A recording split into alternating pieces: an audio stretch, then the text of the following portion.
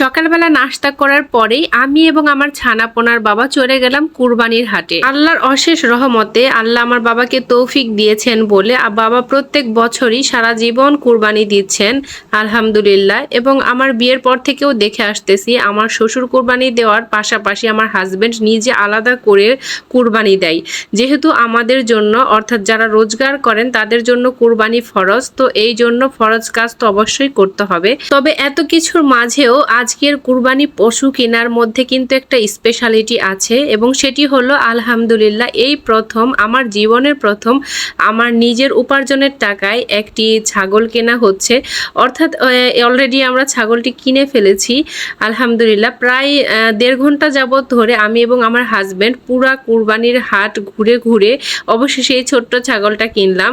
এটি দেখতে ছোট্ট হলেও এটি কিন্তু পরিপূর্ণ বয়সের অধিকারী। 4 দাঁতওয়ালা এই কুরবানির ছাগলটি দেখতে শুটকু মুটকু হলেও এর কিন্তু যথেষ্ট বয়স রয়েছে। ছাগলের মালিককে ছাগলের টাকা বুঝিয়ে দেওয়ার পরে নিয়ম অনুসারে ছাগলকে নিয়ে এসেছে আমার হাজবেন্ড হাসিল করানোর জন্য। এখানে সিরিয়ালে দাঁড়ানোর পরে আমার চোখ গেল এই ছাগলের মালা যে বিক্রি করছেন তার দিকে।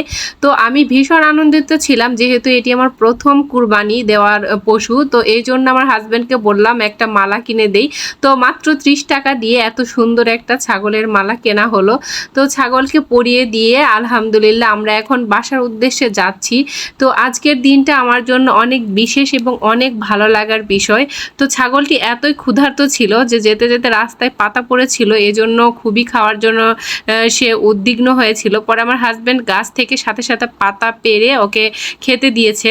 ছাগলের পেটে একদমই কিছু ছিল না, না জানি কতক্ষণ থেকে তাকে না খাইয়ে রেখেছে।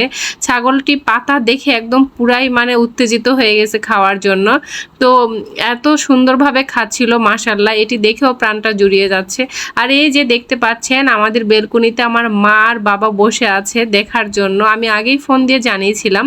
তো আব্বা আম্মা বের হয়ে দেখতেছে ছাগলটাকে, আর আমার ছানাপোনারা তো দৌড়ে চলে এসেছে। তাদের আনন্দ দেখে তারা এতটাই খুশি ছিল যে মানে তাদের আনন্দ মনে হয় তারা ভাষায় প্রকাশ করতে পারবে না।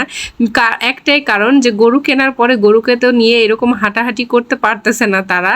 তো এই জন্য ছাগল আনার পরে ছাগলকে নিয়ে তারা ইচ্ছা মতো ঘুরতে পারবে, ইচ্ছা মতো পাতা খাওয়াতে পারবে, এই জন্য তারা ভীষণ খুশি ছিল আলহামদুলিল্লাহ। এই গরুটি আমাদের কুরবানির গরু আর এই ছাগলটিও আলহামদুলিল্লাহ আমাদের এখন। তো ছাগলকে আনার পরে যে গরুর পানি ছিল ভুসি মিশ্রিত, তো সেই পানিটি খেতে দেওয়া হলো আলহামদুলিল্লাহ। আমার বাবা এবং আমার হাজবেন্ড দুজনেই আলাদা আলাদা ভাগে কুরবানি দিচ্ছেন, কিন্তু তারপরেও এই ছোট্ট ছাগলটার জন্য সবাই এত বেশি খুশি ছিল যে কারণ একটাই, আমি কখনো বা আমরা কখনো চিন্তাই করিনি যে আমি নিজে রোজগার করে আল্লাহর রহমতে কুরবানি দিতে পারবো কোনো এক সময়।